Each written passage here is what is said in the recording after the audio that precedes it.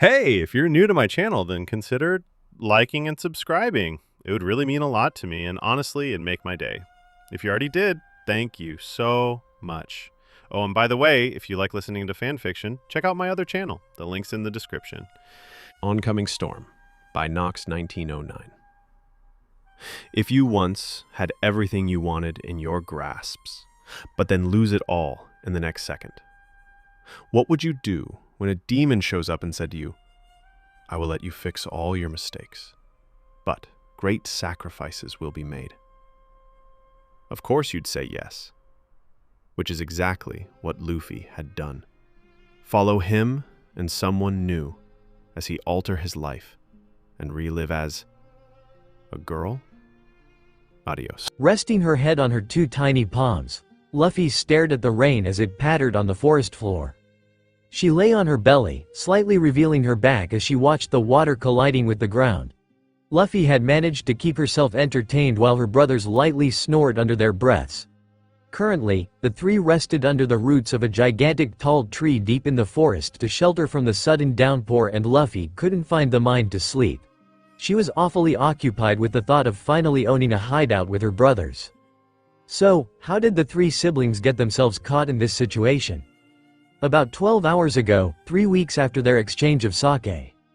"Luffy-san, I came in for a visit," Makino said as she peeked into the hut, Deiden and her colleagues following behind the young woman.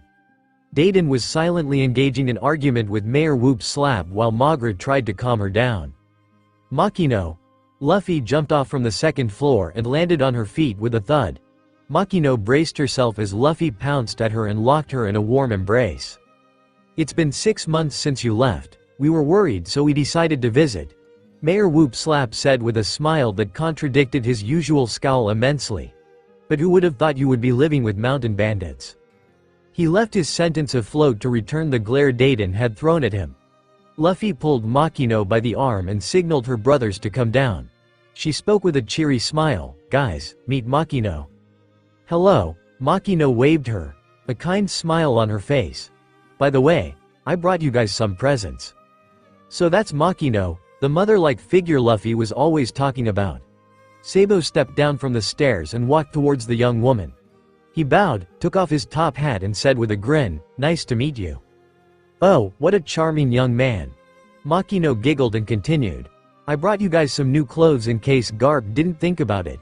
She took of her basket, laid it on the ground and flipped over the cover, revealing layers of freshly made clothes. Luffy and Sabo leaned closer to look at the pieces of cloth before picking them to take a closer look. Suddenly, Luffy turned to Sabo, "Where's Ace?" Sabo pointed up above and said with a sly smirk, still sleeping like a dead person. "You did it, didn't you?" Luffy leaned closer and asked secretively. "Was just doing some, connect the dots, he won't mind." He laughed slightly, an evil smile on his face. Luffy laughed out loud, trying to imagine what kind of look Ace would make when he sees his face in the mirror. Makino looked at them questioningly before taking out a little pink dress with the words, "Anchor," on them and pressing it onto Luffy. "You'll look perfect in this, Lu." Luffy pouted and pushed it aside, "But I want something I can run around in. And also Ace would laugh at me if I wear a dress." Sabo smirked.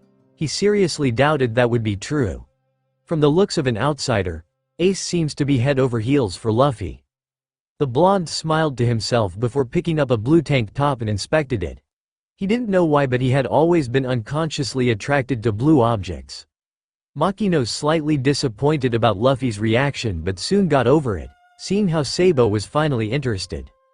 "I wasn't sure about the size, so try it on and I'll fix it for you." Makino turned her attention to Sabo and said with a generous smile.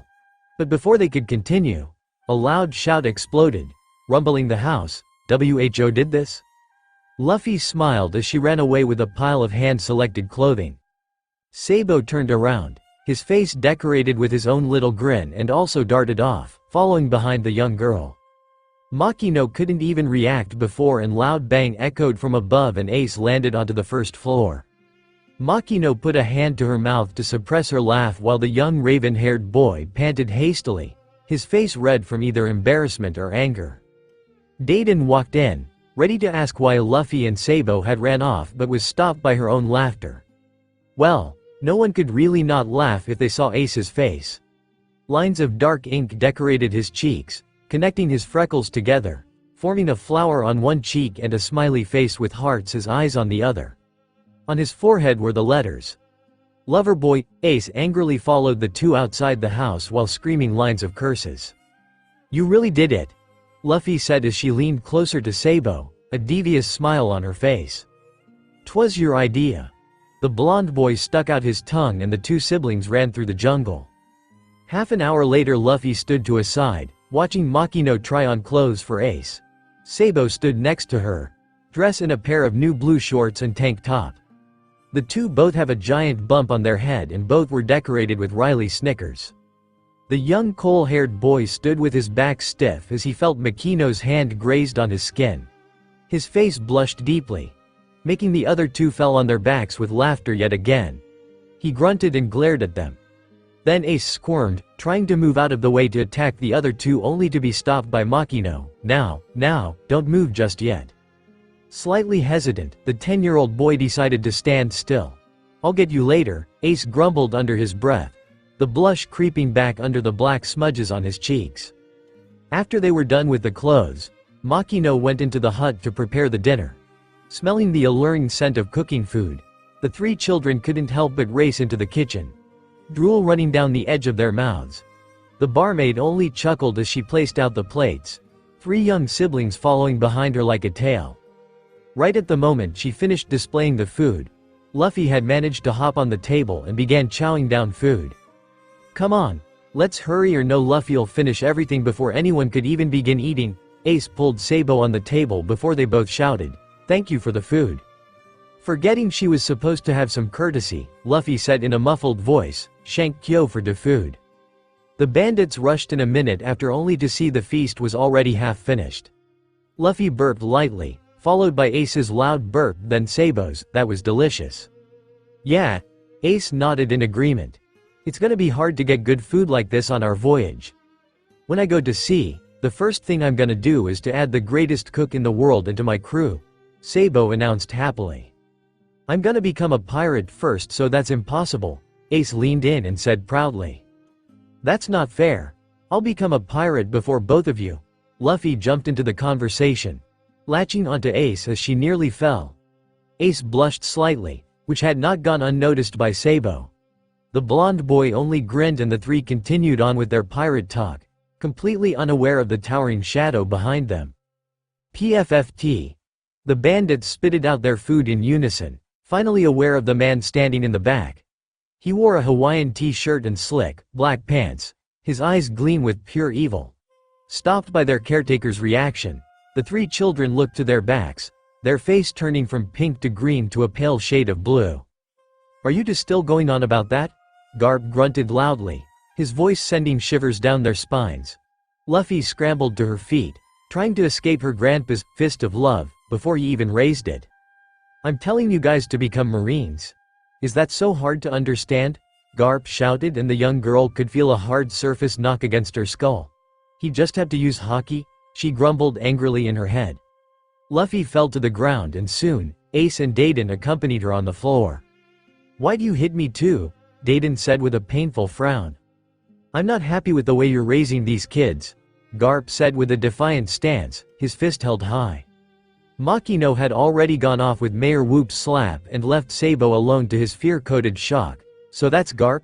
This old guy is Ace's and Lou's grandfather?" "Kid, you were talking to two, right?" Garp asked, his death glare sending a cold chill down Sabo's spine. The blonde boy took a step back, but he was stopped by Ace and Luffy. "You should share our pain too. We're brothers, right?" they said with sly grins. The two black-haired kids pushed Sabo forward, cold sweat dripping from his chin as they introduced, "This is Sabo, he's our brother." The two snickered. "Oh, so now there's three little idiots who wants me to give them a workout?" The grandfather leered at them with mischievousness as he cracked his knuckles. His look was returned by three hesitant pair of eyes, cold sweat running down their pale cheeks. It was the worst nightmare of Sabo life, not counting his parents, of course. The three brothers collapsed on the ground, bruises and cuts surrounded their body. Luffy had led them to an escape route, but it only took Garp a matter of time before he caught up. He had wrecked nearly 1/6 of the forest with this training session. Ace didn't even want to know what he will make them do tomorrow. We've got to get some medical supplies to cure these wounds before they get infected, Sabo suggested as he picked himself up to his feet. Ace latched onto his arm to support himself up. He stumbled slightly as the two come to grab Luffy, who was sleeping by a tree stump. Sabo carried his sister piggyback style and the three managed to drag themselves back to the hut, the translucent moonlight guiding their way. They walked through the rustling forest and by the time they had returned to the hut, Luffy had awoken. The three little monsters stared at their caretakers from a hole on the broken-down hut. Ace grunted and Sabo shivered at the sight of their grandfather. The bandits were all sprawled on the ground, snoring away their hangover. Ace eyed the marine hero and said the obvious, at this rate, he'll kill us by tomorrow. Even if we survive long enough to go to sea, we'll be beaten until we give up on being pirates. Sabo replied in a whisper. Luffy sat next to the two and nodded enthusiastically. Her face scrunched together as she cringed at the thought of training with Garp. Now that it's come to this, Ace leaned closer, a devious grin on his lips. There is only one solution. It's time for us to make a choice, brothers. Dayton woke up with a shoe on her face, literally. Garp had kicked her straight on the nose and she could feel the hot liquid oozing out. The bandit's boss sat up and yawned aloud then. She looked around the room, expecting some weird prank to happen but nothing occurred. This worried her. Wait, what? Why would it worry her? She didn't care about the kids, did she? Of course she didn't. That's stupid. She looked around the room once more and something caught her attention. A white note piece with crudely written letter was attached to a column. We are moving out ASL, it said. Dayton turned to his side and looked away. So they're moving out. Those three monsters. They're moving out. Dayton shouted, her voice echoing through the trees. Back to current time, think back on the thought. Luffy couldn't help but giggle. They were running away when they were caught by a sudden downpour. Seeing the tree was the closest shelter, they decided to stay there for the night. The sun had risen, lighting up the sky, blinding the stars away. The bird morning tweets echoed through the forest and remnants of the downpour dripped along the trees. Sabo woke up to feel Ace leaning against his back and Luffy sleeping silently on the ground with her chest against the earth. That's odd. He remembered that when they arrived at the roots of the tree, Luffy was sitting against the two of them. Maybe she woke up. That's impossible. Luffy's not the kind of person to wake up in the middle of the night. Sabo shrugged the thought aside and decided to exit tree. He set his foot on the damp earth and peered up at the huge tree. He liked it, from the looks. It seemed like the largest tree in the forest. Thinking of something amazing, Sabo couldn't help the grin that was about to spread across his cheeks. A little voice moaned, as the young raven-haired girl shuffled in her sleep. Luffy sat up and rubbed her eyes off its drowsiness. Sabo, you're up, did I fall asleep? Hey, Lou, I've got a great idea. Sabo crouched down at the girl and helped her to her feet. Luffy looked up at him before grinning too. I want to hear it, but, should we wake up Ace? The two siblings eyed Ace for a moment, shrugged and said in unison, meh, we'll tell him later. So, what are you planning? Luffy turned to Sabo and said with a smile. Sabo took a stick and scribbled down a few drawings onto the earth. We're going to build our base. Then he looked up and pointed at the gigantic tree. Right there. They directed their gaze onto the biggest branch of the tree. That's gonna be so cool. Luffy pointed at the circular treehouse drawn onto the ground and complimented with a smile. I thought that since you're a girl, you'll want some private space sometimes. So on the other side of the tree trunk, we'll build our private rooms. They will be small and in cube shapes. Sabo scribbled another drawing onto the ground. This time, it was 3 small boxes with windows and each decorated with the letters A, S and L. Sabo continued. We could sleep together sometimes but we'll keep our things and mainly sleep in there. Luffy nodded, though she liked to sleep with her brothers. She would also like some alone time because one of the comrades she made later in her last life, if she remembered correctly, had taught her about gender differences and how girls should not be too close to boys she doesn't love. And love here is like love, okay? That's great. We could get all the materials we need from the Grade Terminal. Luffy cheered and they commenced their plans. Ace was awoken by the sound of hammer against wood. He sat up and looked outside. It was already late noon and he could feel the burning sunlight against his skin. The young boy stood up and exited only to meet with his two brothers, hammering nails onto a few wooden boards. Luffy noticed him first and jumped in to tackle him. Ace dodged to a side on instinct and grabbed onto the young girl's scruff before she could collide against the ground. "What are you guys doing?" Ace asked as he moved Luffy up to face him, his hand still holding onto her shirt. "We're building a secret base." Luffy cheered as she raised her hands into the air. Unfortunately, as she raised them, the hammer in her hand knocked hard against Ace's chin. Startled from the pain, Ace dropped the young girl. "Oomph," she managed as her face planked against the ground. "Ow," the boy hissed, a hand to his chin, and he turned to look up at the sky, trying to calm his anger towards his friend. Luffy jumped to her feet and approached her brother with caution. "Sorry, you okay?" She didn't like it when Ace gets angry. The raven-haired boy looked down again, only meet with Luffy's big round eyes that was only about a few inches away from him. He felt a rising heat come to his cheeks and turned away, using the shadows of the leaves to hide his nervousness. "I'm fine," he grumbled. "Oh, that's great. Here's your hammer." Luffy stuffed a worn-out hammer into his hands. "We're building the floor right now. Later on, we'll carry it up to that branch." She pointed to the biggest branch of the tree, "and start on the supports of the base. Then we'll start on the framing." Luffy continued to blabber on. She still remembered how her shipwright would tell her all of these things when had free time. He even taught her how to hammer properly and thing, but she had forgotten a lot of them already. "Come on, Ace. Stop dazing around and let's get started," Sabo called to his brother. 2 months later, "We're almost done," Luffy cheered, looking at her brothers from across the flickering flames. They nodded happily along with her. "We've only got the staircase that connects the rooms and the crow's nest left to build." Luffy laughed happily and went over to hug her brothers. Ants, they began their project and it had become a routine in their daily lives. In the morning, they would wake up and go to the terminal to get supplies. By lunch, one of them would hunt while the others work on the base. And at night, they would set a campfire and rest. Then, the routine repeats. They had worked hard for them past months and they will have their own little hideout. "Come on, Lou. Get off." Ace pushed her off, a slight blush on his freckled cheeks. "Let's go to sleep." "Yup." Luffy jumped up and stretched her hand. Grabbing onto a branch, the young girl shot herself up and landed inside the treehouse, face first, of course. Sabo climbed up the trunk, shaking his head and sighing silently. When will his little sister actually act like a girl? God knows. "Ace, are you coming?" The blonde boy looked down and inquired. "Yeah." Snapping out from his daze, Ace followed Sabo up the tree and they all entered their boat-like, circular treehouse.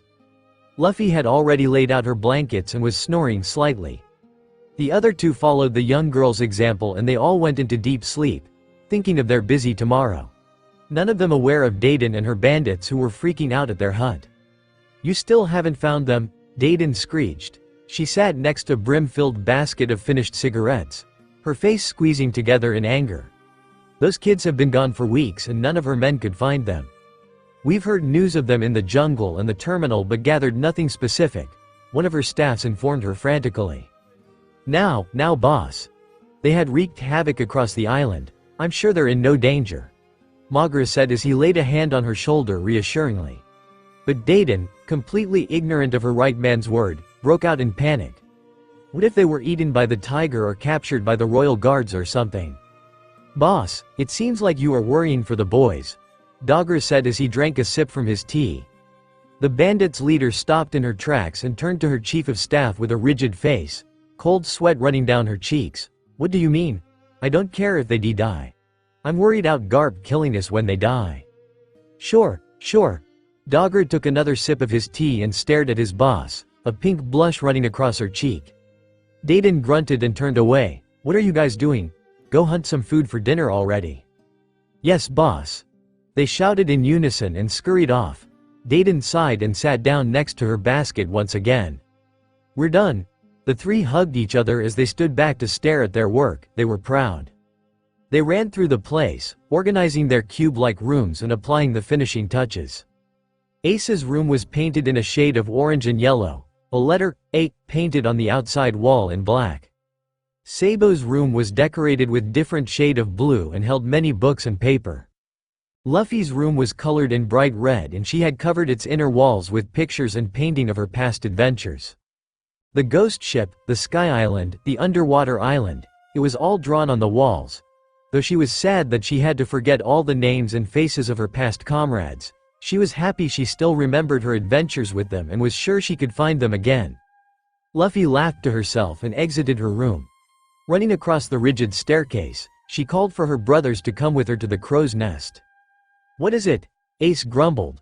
He was organizing the treasure they had stolen for the pirate fund in his room. "Come on. I want to show you something." Luffy pulled his hand, completely oblivious about his deeply blushed face. Sabo tailed behind the two, snickering under his breath. They climbed up to the observation deck and she showed them the view of the Dawn Island. It was truly breathtaking. They laughed as they pointed out the different places they went to and what trouble they caused while they were there. Luffy told them about Shanks and how they met and how she got her scar. Sabo hit her on the head for being stupid, but the 7-year-old girl only laughed it off. "Now that I think about it, this is supposed to be a secret hideout, isn't it?" Ace turned to Sabo. "Why don't we set up some traps?" The three grinned at the thought and commenced onto setting up traps for intruders, completely oblivious of the fact that a day later, Dayton would trigger it and run away with a grumble under her breath. Noble's blood, cursed blood. It has been a few weeks since Luffy was revealed to the fact that Gold D. Roger was her beloved brother's father. Last night, the siblings faced a strong gust storm, resulting to their base being wrecked. Pieces of wooden planks littered the ground underneath the base as the result of the struggle. Concluding that they'd need to gather material to fix their home, the brothers head for Grey Terminal. "Come on, let's gather some wood," Sabo commanded as he led his brothers towards the trash mountains. "Yeah, I'll surely find a telescope this time round," Luffy cheered as she waved her metal pipe around. She was so excited. Maybe she'll really get a telescope. She remembered in her last life, no one ever let her touch the tool. "Do you really think something like that will fall out of the sky?" Ace grumbled as he aimed his pole down onto Luffy's head. He wondered how stupid his brother could possibly be. "Maybe," Luffy said as she dodged aside, her tongue sticking out from under her lips. "If that's so, I'd rather want a cannon," Ace smirked. Watching his siblings argue about little petty things every day, Sabo had become accustomed to it, though, he couldn't help but shake his head. "You know, if cannons were to fall out from the sky, it'd be awesome," Luffy said after thinking for a moment. She jumped up and skipped her way through the trashy plain. Luffy hummed a song that she remembered her musician usually sings and used her pipe to sort through garbage sprawled on the ground. Though she was happy to go on an adventure with her brothers, she couldn't help but feel that she was missing something big. "Luffy, try and get us some new wood already," Ace shouted as he looked down at her from a pile of trash. Ignoring her brother's words, Luffy continued to jumble through the heaps of garbage, searching for the one and only telescope. Sabo headed to his siblings after gathering as many wooden planks as he could carry. This should be enough. Then, a gleam from under his foot caught his eye. Looking down he realized it was a telescope. A silver one, rather worn out but still usable. Sabo picked it up, a grin plastered on his face. Luffy would love this. He thought as he ran towards his little sister. Suddenly, in order to not bump into the person who definitely stepped in his path on purpose, Sabo stopped in his tracks. The men looked down on him, snickering evilly. Sabo turned his head upwards and focused on the shadow standing behind the two men. It was Blue Jam. The pirate captain with his despicable grin and his arrogant look. A captain jacket hung from his shoulders, covering his huge frame. Unkempt mane of black hair flowed down from his tanned skull and swayed in the stench-filled wind as he stepped forward. "Hey, kiddo," he greeted with a disgusting grin that revealed his horrible teeth. "I would never have guessed a noble would be one of the infamous troublemakers," he boomed. "Blue Jam," Sabo glared at the man, his hand stashing away the telescope. "How did you know?" But the despicable pirate captain didn't answer. Sabo looked around. He had already registered the fact that he was surrounded and outnumbered. If only Luffy and Ace was here, they'd already beat the crap out of these men. One of the men charged forward. "Hey, don't hurt him now," Blue Jam ordered, the grin still on his lips. Jumping back, Sabo dodged the underling and kicked him across the field. "Hey," the blonde boy shouted, a scowl on his face. "Do you want to fight, bastard?" Before Blue Jam could answer, he was hit across the head by a broken wooden barrel. The object broke apart to reveal Luffy hidden inside. Luffy screamed defiantly as she landed on the ground with a light thud. "Luffy!" the blonde brother called out excitedly. Luffy turned around and waved at him with a bright smile. Sabo looked around for a moment before turning to his sister again. "Where's Ace?" Luffy picked her nose with her pinky before pointing toward the tiny figure running down the trash mountain. He was screaming lines of cusses before pouncing up and landing right next to the young girl, his eyes glaring daggers at her. Ace screamed, "Why did you go down on your own? You were too slow." Luffy turned to her brother and stuck out her tongue. Sabo only laughed at them comically before saying they should focus on the fight. "This'll be easy," Ace grinned, cracking his knuckles. "I'll beat all of them before both of you with my super amazing rubber powers," Luffy shouted as she raised her fist. "No way." Sabo scoffed as he turned to his side, trying to hide his laugh. Then his head met contact with Luffy's punch and the boy let out a painful moan. "I heard that." The men attempted to charge at the children, again. But it only took the kids moments before all of the underlings were defeated, sprawling on the trash-covered ground. Blue Jam let out a disappointed grunt as the children charged towards him. Glaring at the three troublemakers, he pulled out a pistol from his belt and aimed it at their feet. Ace grabbed Sabo and pulled him to his side, hiding behind a broken mast.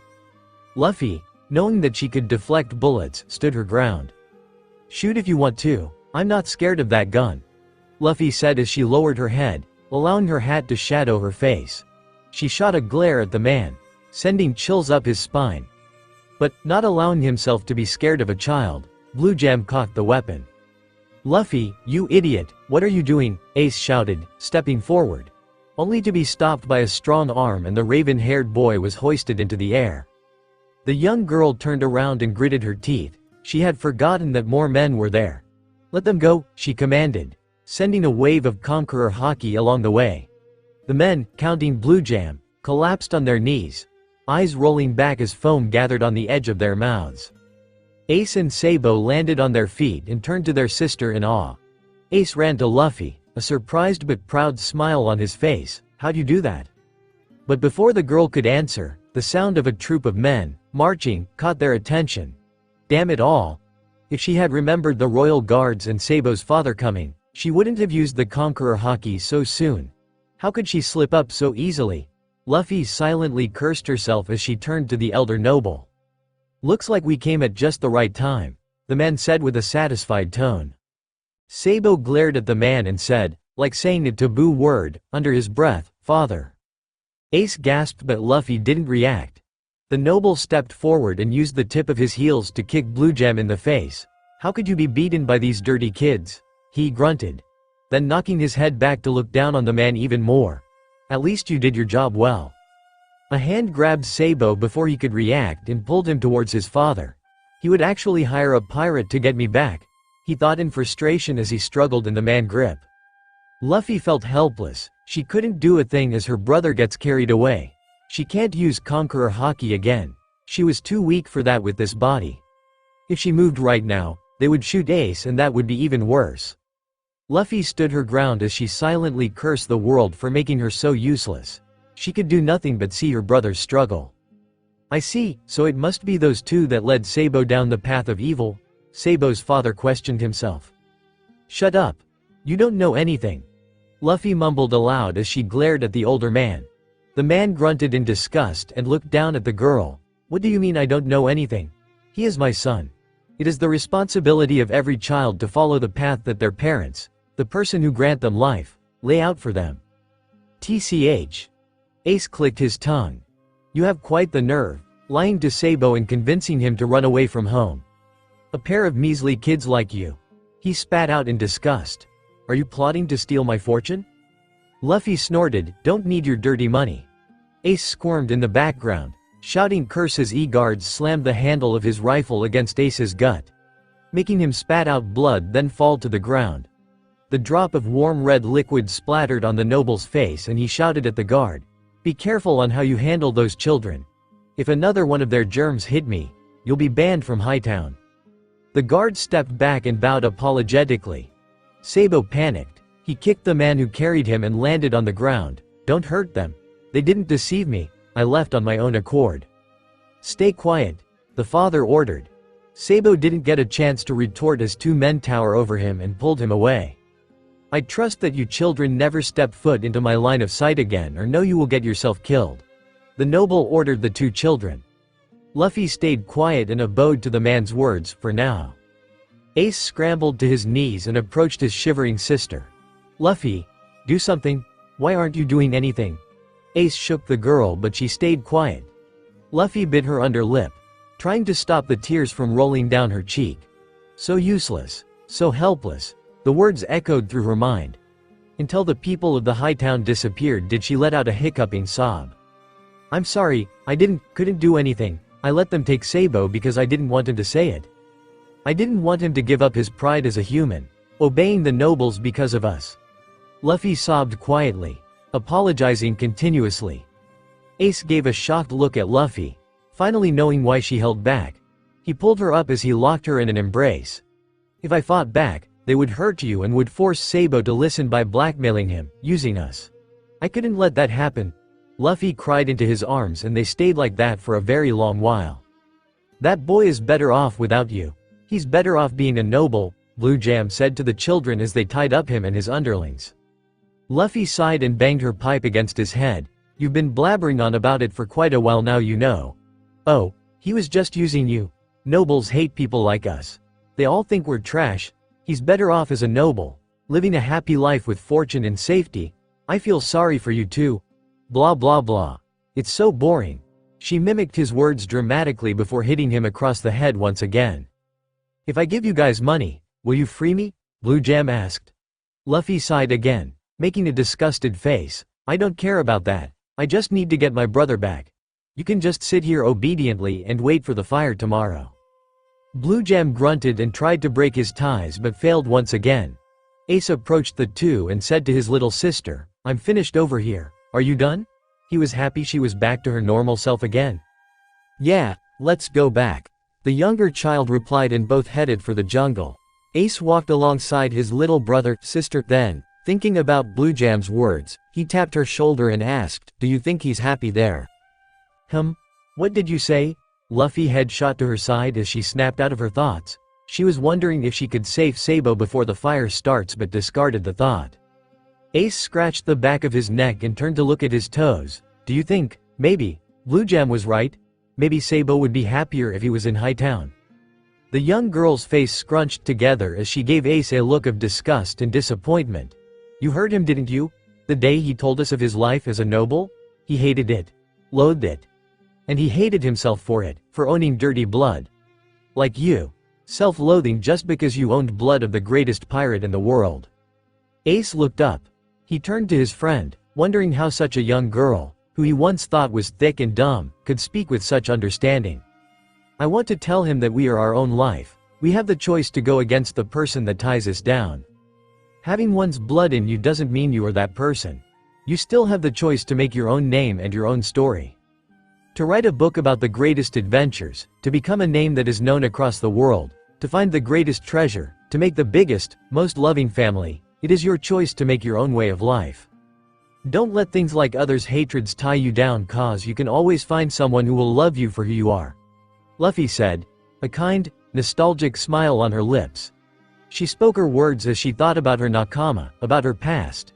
She looked at the darkening sky and remembered her adventures from the life before. Then, turning to her brother, Luffy grinned. And these words are for you too, you know. Ace looked at her, dumbfounded. A velvet flush found its way under his freckled cheeks and he literally steamed. Maybe Luffy's right, the images of his past came to him. The cold glares, the dirty words, the snarls and snickers. A child of a demon is a demon. You should be dead, your existence is a sin. Monster. The words echoed. Then he saw Luffy and Sabo, his closest friends and his brothers. Their smiles, their voices. He was sure that no matter where he was, seeing them will make him happy. Sabo came across his mind. The memory of how he had described his life as a noble in disgust and that grim look he had on his face. What was Ace thinking? Of course Sabo would like a life of freedom better. This entire place must feel like a jail to him? Do you want to rescue him? The freckled boy turned to Luffy only to meet with the face of a very contradicted little girl. He'll surely try and come to us to warn us of the fire, right? Luffy asked herself as she rested a hand on her chin, her head tilted to a side as she thought. She remembered a fire starting in Grey Terminal tomorrow, but she didn't quite get a pin on what happened to Sabo at that moment. She remembered fighting with Blue Gem and stuff, but what happened to Sabo? Like, he did appear later on in her life as her father's second-in-chief, so he must have survived today, right? He's strong. I'm sure he'll come to us if he didn't like it there. Oh, Sabo, you're back, his mother said with a snobby laugh. It disgusted him. His face contorted at the blonde woman, most slightly, but not noticeable. My, how you have grown. She wasn't happy, not truly, he knew that. Sabo stepped forward, quite hesitantly as he answered, Mother. Now that he looked carefully did he realize how ugly the people he lived with actually are. He didn't feel comfortable without his top hat. He didn't feel like himself without it. It was the only reminder of his life in the Grey Terminal. Sabo straightened his navy blue shirt lightly as he felt revealed not wearing his precious but worn-out tailcoat. He observed as the woman he knows as his mother looked down to the boy holding her hand. The boy also had a snob, fake-looking smile on his thick lips. He had pale, almost see-through white skin and a mane of neat, bob-cut ginger hair. The mother tugged the boy's hand. Now, Stelly, greet your older brother. It's a pleasure to meet you, big brother. My name is Stelly, I am 8-year-old. The boy said to be his baby brother bowed, the despicable smile still imprinted on his face. Who is that? Sabo wondered as he shot his mother a glance of confusion. But then the truth was finally laid before him with her next words. He's your adopted brother, a replacement, huh? So his parents went through the precaution and bought a replacement. Sabo chuckled to himself lightly. And here he thought they actually wanted him back. What a lie. Sabo greeted the child back before entering his father's study. He required an explanation from the man and he was not surprised at how true his thoughts were. He's an adopted child. Naturally, he's a high-born child from a noble family. But due to unfortunate events, his parents abandoned him. We adopted him since he was a promising child. And as insurance, in case you don't become a suitable heir, Sabo turned away and stepped out of the room. He didn't need more words from his father, no, his enslaver. Usually, he would brood about it, to glare at his father, to wait for the man to tell him to leave. But maybe it was because of his siblings did he know he should have just left. Walking down the suffocatingly clean hallways of the mansion, Sabo entered his room. He looked out the pitch-black window and sighed at the image of his siblings, standing there quiet and sorrowful as he left his home. He stayed silent, the scowl still on his face. Then a knocking on wood awoke him from his thoughts. Shelly was standing at the door. Hello, Oni-sama. The snobby ginger-haired boy spoke, his voice sickeningly sweet. I heard you're an idiot. Mother and father had always said that behind your back. Sabo's eyebrow twitched. His pupils followed the boy as he sat down on the bed. Still, you got the devil's luck. They'll be disposing off the trash tomorrow night. The boy said with an evil grin on his lips. This caught Sabo's attention. The only trash in this place was the Grey Terminal. If they dispose the trash, are they planning to destroy the entire terminal? With the people and all? If you stayed in the Grey Terminal, the noble boy continued, you'd probably have died. A giggle exploded from the boy's vocal cords. Sabo's face didn't show any emotion other than slight anger and confusion, but inside, he felt a fire burned. But for my part, it would have been better if the real heir of the family had never returned. The boy raised his hands in the air like it was the most obvious fact in the world. Sabo had the urge to punch the fucking noble to a bloody pulp, but he kept it down. The blonde child stayed in his grounds, but his eyes were glaring at his fake brother. What did you mean by that? Sabo turned to the boy, killing intent oozing out from his every movement, scaring the boy to near death. What is going on? Tell me everything. They're going to set fire to the Grey Terminal, Shelly said, his face as white as paper and his legs shook violently. His mind told him to run, but his legs wouldn't move. A fire? Sabo interrogated, his voice still as calm as paper but deadly as a blade of a scythe. That's right, there's no way you'd know about it since you ran away from home. It was decided several months ago, when news of an inspector from the world government visiting this island spread. They're coming in 3 days and one of the world nobles, the Tenryubito, is aboard that ship. The royalties were determined not to show the celestial dragons any filth and decided to burn all of the trash in the gray terminal to the ground. Shelley explained in a prideful tone. Sabo cursed the filthy people around him and shouted in anger, "How could they possibly do that? People live there." "Didn't you hear what I said? They said all the filth." Shelley broke contact from Sabo's death glare and climbed up the bed. He panted and ran out of the room. Well, it was better if he left anyways. That disgusting scaredy cat should just rot to death. Sabo picked up his pipe from under his bed, put on his top hat and tailcoat and soon proceeded to escaping out through the window. He must warn Luffy and Ace. It mustn't be true. Sabo ran through the town, trying to find any trace of people who still had their heart intact, people who still cared for others. He just didn't know that he was searching for a light that no longer existed. They're gone. Luffy stared at the spot where Blue Jam and his crew were. If it's like this, they must be preparing the explosives. Damn it. Ace shot her a questioning look. What's wrong if they're gone? We have to stop them before they finish preparing. Luffy turned to her brother, a frantic gleam in her eyes. They're going to plant explosives in the gray terminal so that the nobles could burn all the trash away. We have to stop them. Explosives? Burn the gray terminal? Why didn't you tell me this earlier? Ace exclaimed before knocking his fist onto the young girl's head. Come on, let's warn the people. You're not going to tell anyone. A voice boomed from above, catching the two children's attention. They turned their heads in the man's direction, knowing too well who was speaking. It was Blue Jam. The boy is right. The preparations are almost done. By sundown, we will burn the gray terminal. You bastard, how could you work and listen to the nobles like that? Aren't you an outlaw? Luffy shouted, letting her voice echo through the trashy terminal. Ace was no longer able to calm himself down and he charged forward, the pipe in his hands. Restrain them, Blue Jam ordered and raised his hand. An army of men charged at the two children. Ace kicked one aside, ducked another's punch and ran off towards Blue Jam, but before he could land a hit, an arm had wrapped around his waist and secured him. Luffy was in no better condition. Two underlings had hoisted her up in the air, leaving her to squirm uselessly. Soon, a fire so big that nobody could escape will be unleashed. But before we leave you here to burn to ashes, I want to ask you something. Your pirate fund? Where is it? Blue Jam asked, his eyes filled with greediness. Shut up. Luffy swung in the two's grip, with enough force. Her feet was able to reach Blue Jam and she kicked him forcefully in the chin, knocking him back. She let out a small wave of haki and knocked out the men who were securing her and Ace.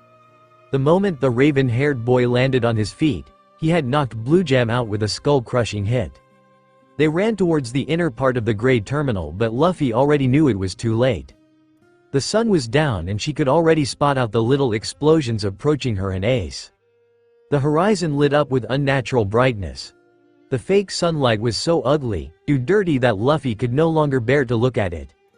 Men from the terminal, sick to healthy, outlaw to innocent, ran for their lives and the fire spread. She cursed herself, cursed the nobles, cursed Blue Jam. How could she let this happen the second time around?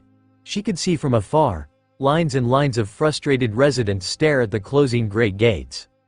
Ace, I'm gonna open the great gates from the inside, are you with me? Luffy turned to her brother with determined eyes.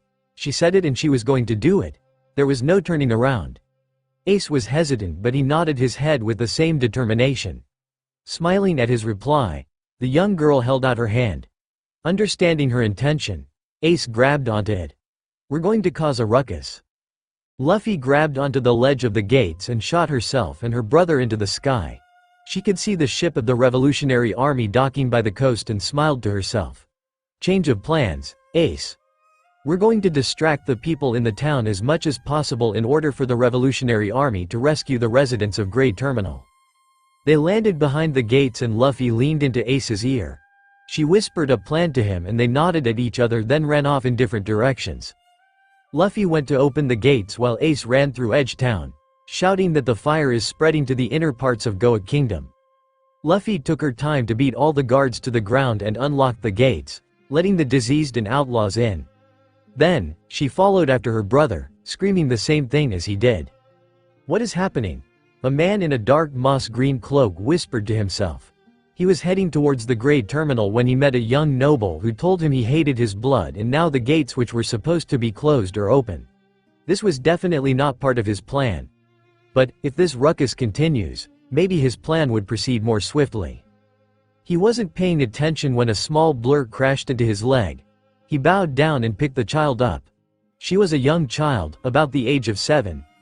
Eyes gleam with knowledge of one much older than her age, but in such a time of crisis. The girl still had a smile on her face. Her messy, short uneven black hair flowed in the wind and she stared at him in her tattered clothes and straw hat. She grinned at him goofily. "Hey, Dad." She waved, airing grin still on her face. "Dad?" Well, he'd had to admit she looked familiar, but he didn't believe such a coincidence could happen. And if she was his Luffy, how could she know he was her dad? Did Garp tell her? "Hey, hello." She waved her hand in front of his face to wake him up from his trance. "It's Luffy here. I'm gonna distract the people in town. 'Kay? Go save the residents and shake the world." She grinned her trademark grin and squirmed out of his grip. Then running off, she waved at him. "I appreciate your help, daughter." He felt quite ashamed calling her that. She would help him even though he left her behind. He couldn't believe he would be blessed with such a child. "Dragon." The familiar voice of his right-hand man, woman, called to him. The revolutionary leader shot his head around and faced Ivankov. The drag queen was in her woman form and she waved at him from under her cloak. "We've docked. You should introduce yourself and lead the residents now." "Sure, Eva." He walked off into the night, his cape fluttering in the burning breeze. "Come on, we've caused enough trouble here. Let's go, Ace," Luffy called, catching her brother's attention as he turned around and stopped beating up the guards. Ace didn't want to leave yet. He wasn't done letting out his anger on this weakling of a human. He grumbled, getting ready to retort, but the girl had already grabbed his arm and pulled him off. "Come on, Ace, we don't have time for your stubbornness. They're nearly catching up to us already," Luffy shouted as she pointed at the army of royal guards following behind them. "Damn it, at this rate, we won't be able to reach the gate in time." She grabbed into a building with her stretching arm and used the force to shoot them towards the gates. With one of her arms wrapped around Ace, the other trying to reach for the lever that closes the doors, they flew through the air. "I can't reach it." She and Ace landed on the other side of the gates with a thud. Luffy stretched out her arm and pulled the lever. But by the time the doors were closed, a dozen of men had already passed through the gates and into the blazing terminal. "We're outnumbered," Ace grunted, getting into fighting stance. "We need to fight them off as fast as possible. This place is burning down." "R!" The scream echoed. Ace turned to his brother to see Luffy locked in a guard's arm. Ace tried to run to her, but his path was blocked by the other men. He slammed his pipe at them and knocked them to the ground. "Let her go." "Stay out of this, brat." Blue Gem stepped in from the shadows. The wound Ace gave him earlier was still bleeding. He stumbled to the men, punching one across the face. "You lied to us. Get your king here right now. He told us he would make us into nobles. You pieces of shit," he shouted with the last of his strength. He picked up his gun from his belt and started shooting the men randomly. A stray bullet traveled along its path and hit Luffy square in the stomach. The impact knocked the guard who held her back and threw Luffy to the ground in the process. Ace shouted, his ears buzzing and his mind clouded. Luffy's dead was the only thought that came to his mind. His eyes widened in anger and, unconsciously, he released a wave of haki. All the men around him collapsed, eyes rolling into their heads. The pirate captain also collapsed to the ground, his mouth foaming. Luffy mumbled. "What was that?" She sat up on the ground and picked up the bullet stuck in her rubber stomach. "Luffy, you're alive!"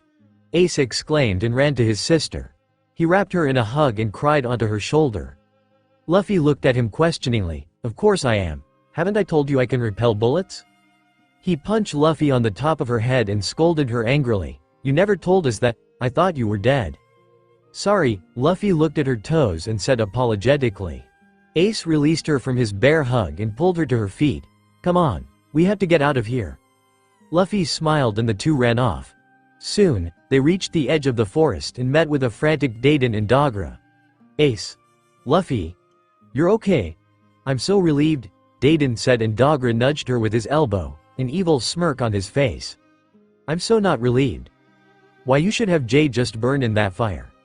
Why you troublesome kids, she fixed, her face turning red. Where's Sabo? Dogra asked. Then, the memory hit her like a wrecking ball. She remembered in the past life, after they fought Blue Jam, Dogra ran back to the hut with the news of Sabo being shot by a Tenryubito. How broken she was when heard the news. She was not going to let the same thing happen again in this life.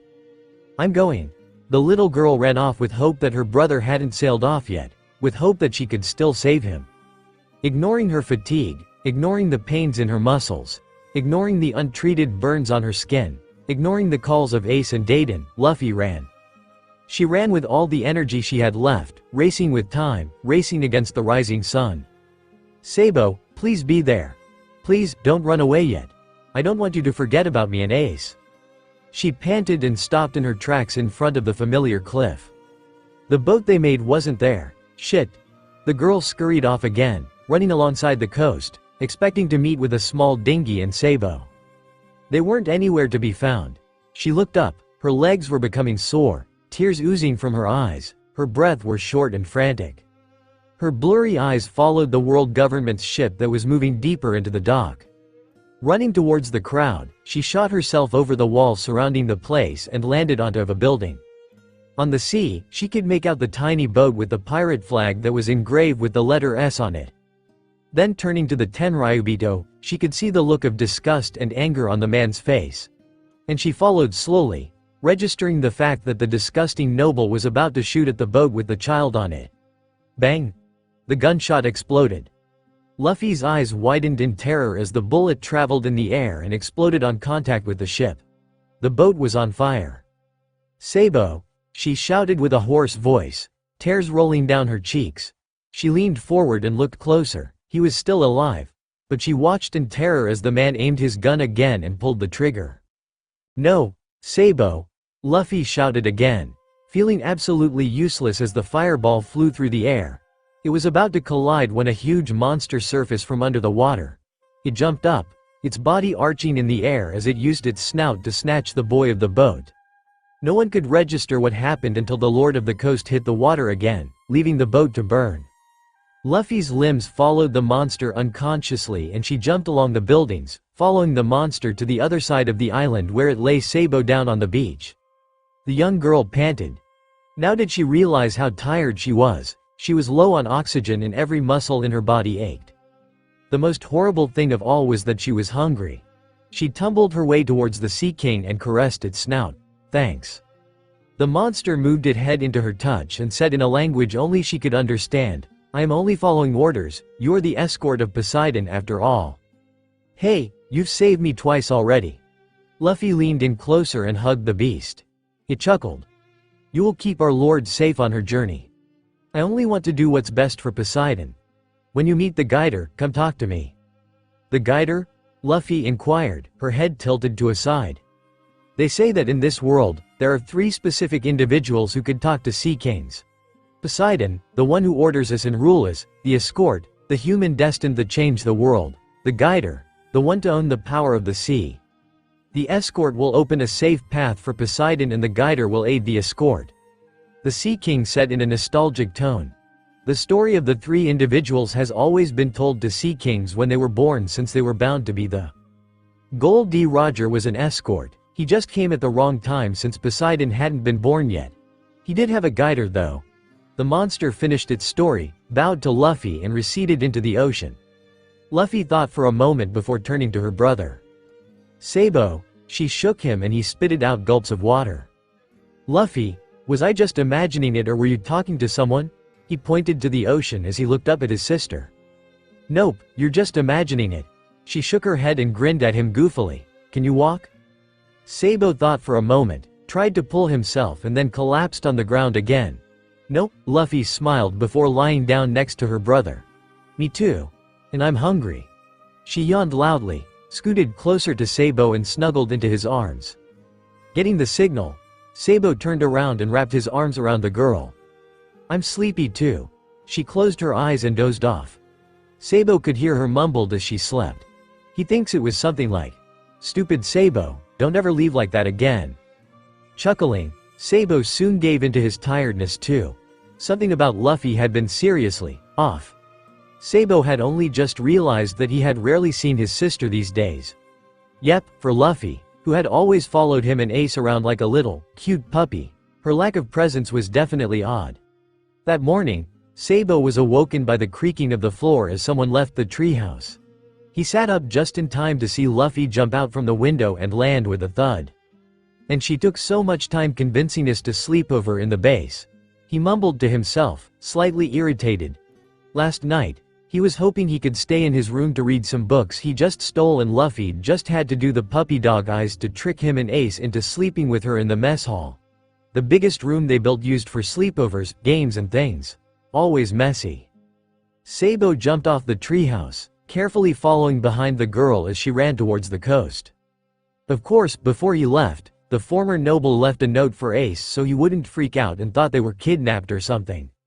Sabo didn't expect Ace to be that much of a worrywart when it comes to families, but the world had proven him wrong.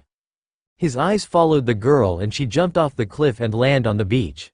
Sabo walked slowly to the ledge of the cliff and looked down, careful not to fall off.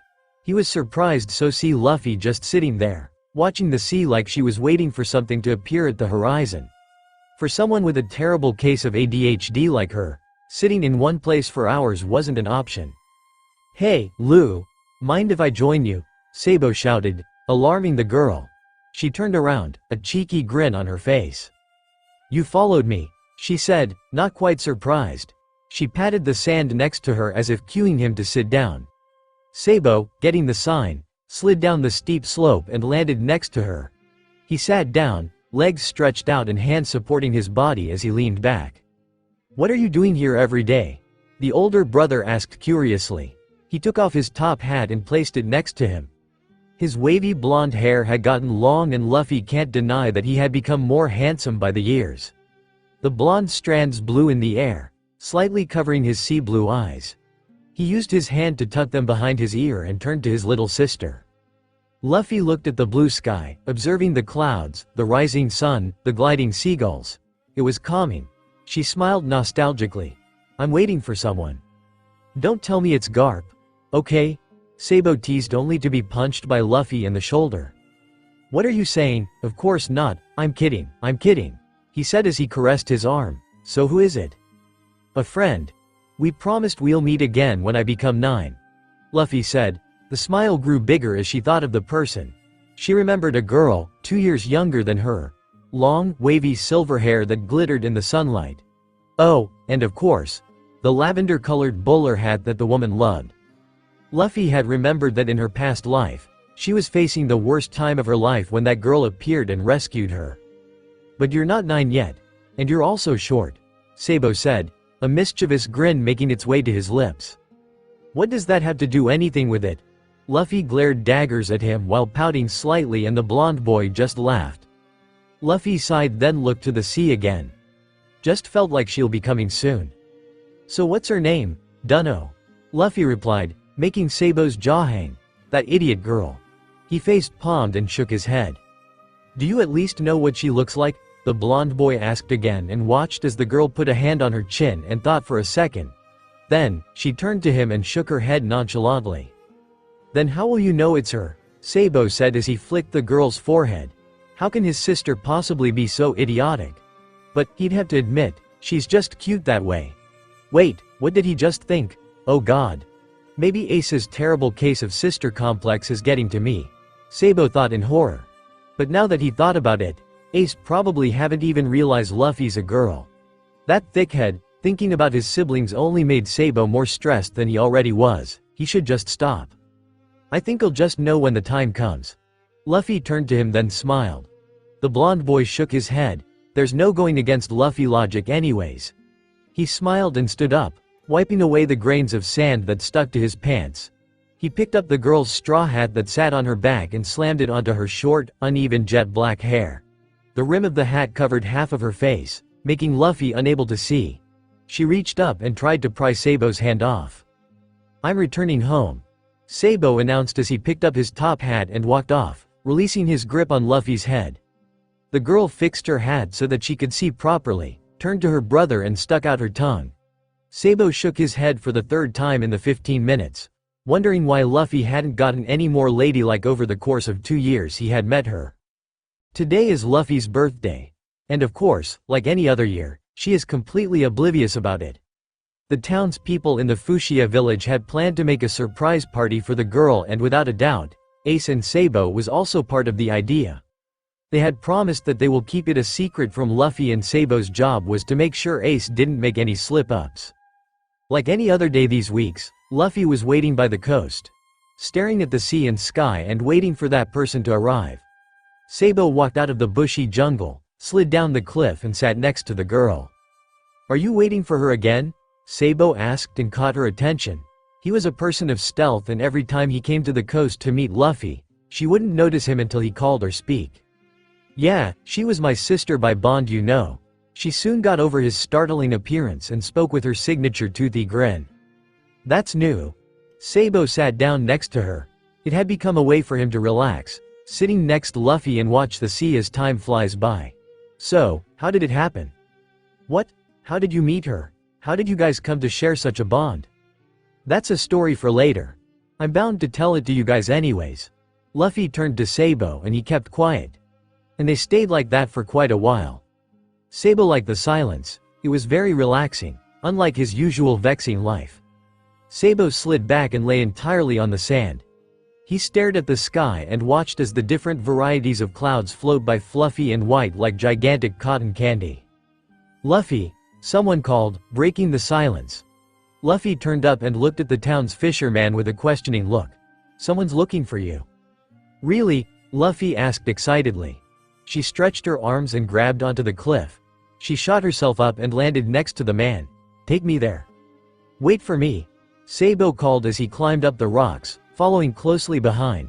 He stood up on the grassy ground and began to wipe up the sand on his clothes.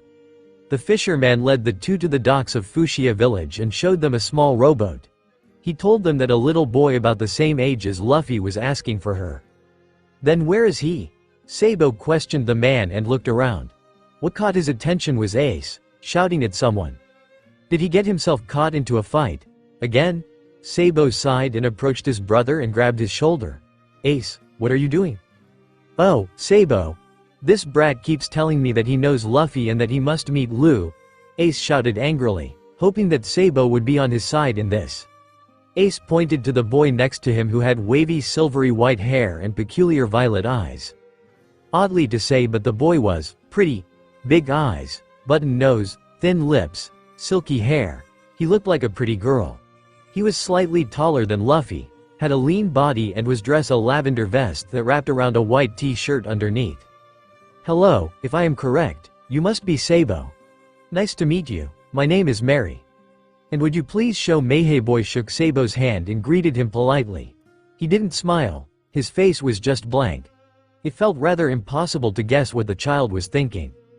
Sabo turned around and looked at Luffy. He shot her a look that said, "Do you know him?" And she returned it with a confusing stare. Mary had caught sight of the girl and ran towards her. "Luffy." Seeing the girl's confused look, Mary ran to the boat and took out his lavender bowler hat. He swept the dust off the rim and put it on. "It's me, Mary." The memory came rushing into Luffy's head. "My name is Mary, what's yours?" She asked with a straight face. "Mary, join my pirate crew?" He asked, his legs swinging in the wind, and she only stared at him in utter disbelief. "From now on, we're brothers and sisters," they announced happily and cheered. Mary felt tears rolling down her cheeks. The girl's eyes widened and she ran in to tackle the little boy to the ground. "Mary." The silver-haired boy also wrapped his arms around the girl and caressed her black locks. Then, after a while, the boy pulled back. "Okay, let go. I have business to attend to." "What business?" Luffy asked as she took a step back. "I have to meet Garp," Mary announced as he took out a letter from the floor of the boat. He turned to Luffy with a smile only to see her face paled terribly. "Is there a problem?" Luffy swallowed the lump of fear in her throat, then held Mary's hand. "No, I'll take you to him." And did she just agree to take herself to meet with the devil? Yes. After all her effort to hide from Garp today, her little sister, Mary, just had to say he wanted to meet Grandpa. She wondered why he would come here though. It wasn't Ace's or Sabo's birthday yet. Thanks, Mary said, his tone slightly questioning. They walked away and Luffy turned around to signal the other two to not follow. Sabo only nodded and smiled. He just had a feeling that he would get along well with Mary. Luffy skipped ahead of the silver-haired boy, turning to look at him instead of the road. You turned into a boy. Yeah, and from the aura you emit, you're a girl. Oh, and that demon also made me 2 years older than I was supposed to be. Now I'm your age. Mary said, his hand pointing to a stool in the market that Luffy was about to hit. Luffy looked at the direction the finger pointed in, but in the end, her back still hit the edge of the table and she crouched down immediately, hugging the spot. Ow. Ooh, that's gonna leave a mark. Mary crouched down next to her and flicked her forehead. Learn to pay attention already. And here I thought if you were a girl you would be more careful. The boy shook his head as he stood up, pulling Luffy along with him. They continued together through the town, talking about the adventures they had together in their past lives. Then finally, the two stopped in front of the party bar and Luffy pushed the door open, getting ready to lead Mary in. Whoosh, a shadow flew through the air and landed in the house opposite to the bar. The two children turned their heads to look at the beaten man who was just thrown out of the bar, then looked inside. Garp was shouting at a bunch of hoodlums while Makino, the barmaid, waved at them happily. Hello. Luffy waved back and said, catching Garp's attention. The Marine Vice Admiral looked up and laughed happily, his hand dropping his grip on the man he was scolding. Pouncing forward, he held his granddaughter into the air and boomed, Luffy, happy bye. A crash echoed through the air. It was the sound of glass shattering into 1,000 pieces, leaving a pool of shards under the older man's feet. The only traces of what happened were Makino's weird posture, the glass pieces and Garp's bleeding head. The doting grandfather dropped his lovely Luffy to the ground and smiled at her, like he was not bleeding at all. So what do you want to talk about, Luffy? Oh, my friend here, wanted to talk to you about something. Luffy answered, not even bothering to ask about what happened. She pulled Mary forward and showed her to Garp. Nice to meet you, my name is Mary and I have an important message for you. The little boy took out the letter from his pocket and handed it over. Garp tore it open and read it through. Then, he slammed a hand onto Mary's shoulder and laughed out loud. So you're the sole survivor of the reign of death that I had always heard about. They want me to train you? Sure. Mary only smiled his unreadable smile and shook Garp's hand. Luffy shot him a look that clearly said, how did you do that? And he could see clearly the paling of her skin. He nodded as if saying, don't worry, I won't die from Garp's training. Now then, where's that Ace and Sabo? Garp looked around, his voice sending chills down Luffy's spine. Sabo, Ace, run. She prayed for their safety. Ace's little discovery, I don't like that boy. Mary was it? Ace whined, sulking by the tree stump. He was leaning on the log, his hands crossed on his chest and a scowl on his face. Sabo chuckled lightly. He sat on top of the stump, his hand holding a book about weather in Grand Line. He seems nice, if Luffy trusts him, I'm sure he's a good person, Sabo said reassuringly. He had heard many stories about this, Mary, and he seems nice enough. Luffy may not have remembered the person's face or name, but she surely remembered the person characteristics. Though, he did wonder why Luffy would call him a girl at first. Probably because of Mary's girl-like look. It was quite ironic how Luffy looks like a boy while Mary looks like a girl. I don't like how I can't read him. What if he's planning something evil? For now, I'll just deem him an enemy. Ace announced angrily. He looked very irritated. Sure, Sabo chuckled, his eyes still focused on the book. Maybe you're just jealous. Jealous? Of who? Ace glared at his brother furiously. Sabo closed the book and stared down into the gray eyes of Mary. Ace took a step back, trying to duck from his brother's interrogating glare. What? Why would I? Because you like Luffy. Sabo stated bluntly, an unnoticeable smirk on his lips. He knew for sure this would be fun. Ace's face reddened considerably and he managed to stutter. Why would I like Lou? I mean he's cute and all, but he's a b-boy and… What am I saying? Stop it, stupid Ace. He didn't stop. I mean, I don't even know what liking is like. Need me to explain? Sabo leaned closer, the evil smile on his face growing. If you like someone, when they do something intimate to you, you become nervous. A specific hormone makes your heart beat faster and blood rush to your face. And when they do something intimate or treat someone else better than they treat you, you feel anger against the other person. Ace thought for a moment. He did feel like that when Luffy does those things. Is he in love with his brother? Well, they're not actually blood related, so it's fine, right? But Luffy, boy. This is so contradicting. Ace buried his face into his hands. Sabo's right, and it made him feel horrible. Sabo, what should I do? I fell in love with a boy, and worse, that boy is my brother. Sabo nearly fell off the stump. How could Ace be so thick? Then, he bursted out laughing, making Ace even more confused than he already was. Sabo panted, wiping away an imaginary tear comically before stating, Ace, Luffy's a girl. Ace sat there, dumbstruck. Then his jaw dropped. What? The shout could be heard from all over the island.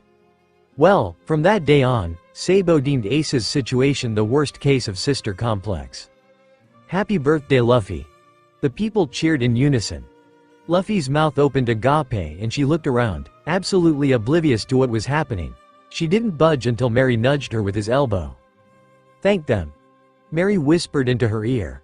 They had just returned from the treehouse where Mary packed his stuff, and the moment they returned, this happened. Of course, Mary had already known today was Luffy's birthday. That's why he chose this day to arrive. Luffy turned to the boy in utter shock. Is it really today? Maybe the calendar was wrong. Luffy said aloud. A hand on her chin in thought and her head tilted to a side. Everyone nearly collapsed. Mary face palmed along with Sabo, while Makino giggled. Typical Luffy. Everyone thought with a sigh. Makino broke the silence, stepped forward and pulled the little girl away. Come on, Luffy, I want you to wear something. Before the girl could fully adapt to the situation, the barmaid had already carried her into the house. And then, a loud crash could be heard from outside. After that there was a scream and a few more bangs and crashes. Then Makino came out, a smile of victory on her face. Come on, Luffy, you look pretty, Makino urged. The door behind the barmaid opened with a hesitant creak and Luffy came out. She was actually looking like a girl. She had light pink lip coloring, pale silver eye shadows that made her eyelid glitter, lightly traced eyeliner that brought out her big doe-like eyes. Her messy hair was straightened and on the right side of her head, a red ribbon bow was tied. She was draped in a small velvet dress that complemented her magnificently. Everyone in the room was silenced. Sabo snapped out of his trance first and sent a thumbs up towards the barmaid. She winked back. Ace was red from head to toe. He was probably as frozen as a statue right now. Mary only grunted. In the last life when he was still a girl, he was the pretty one. Curse the demon, he turned Luffy pretty. Now it would be troublesome to get rid of her fanboys since she is so oblivious. Makino, I don't want to wear this, Luffy whined as her grip tightened on the dress. See, it's making Ace and everyone act weird. She pouted and gave Makino the best puppy dog eyes she could make. The barmaid shook her head. No matter how cute Luffy looked, she was not going to let the girl take off her dress. Remember our promise. If you stay like this for the rest of the night, I'll give you all the food you want. Makino crouched down and reminded Luffy. The girl pouted but stayed obedient. Promise? Promise. The woman with dark green hair smiled and nodded. Everybody cheered. Then the food and drink were pulled out and the party began. Makino sat down on one of the porches on the road and sighed in relief. Oh, how much she struggled to make Luffy wear that dress.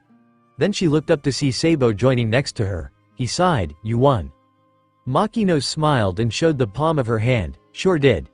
The younger boy rummaged his pocket, pulled out 50 belly and stuffed it into the woman's hand. Can't believe you actually made Luffy girly. A woman has her ways. Makino smiled deviously. The blonde teenager only shook his head.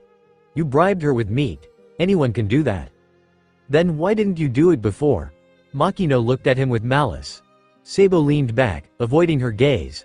Yep, she's thinking he's stupid. Well, I think there is also someone else who could make Luffy a little more ladylike. Sabo turned his gaze toward the silver-haired boy sitting next to his sister. He observed as Luffy picked up her food and stuffed it into her mouth, her back crouched and her cheeks filled. Then watched as Mary scolded Luffy loudly, hitting her back and hand. He smiled amusingly at Luffy, who grumbled but still straightened up and began eating with knives and forks. Ace sat down with a thump next to the two, a scowl on his still slightly red face. Sabo grinned evilly while Makino looked at him with a charmed smirk. They spoke in unison. "What's wrong, lover boy?" "I'm not a lover boy," he retorted loudly, his flush growing darker. "Why does she only listen to him?" he mumbled, sulking along the way. Then turned to the two next to him who snickered silently. The night went on, the sound of cheering, singing and partying echoed through Mount Corvo. By past midnight the only people left who were conscious were the four underage children: Sabo, Ace, Luffy and Mary. They had walked off after dropping every one of the villagers into their houses. Since Mary didn't have a room yet and Ace didn't trust him enough to let him into the treehouse, they decided that he would sleep in the hole under the tree's roots.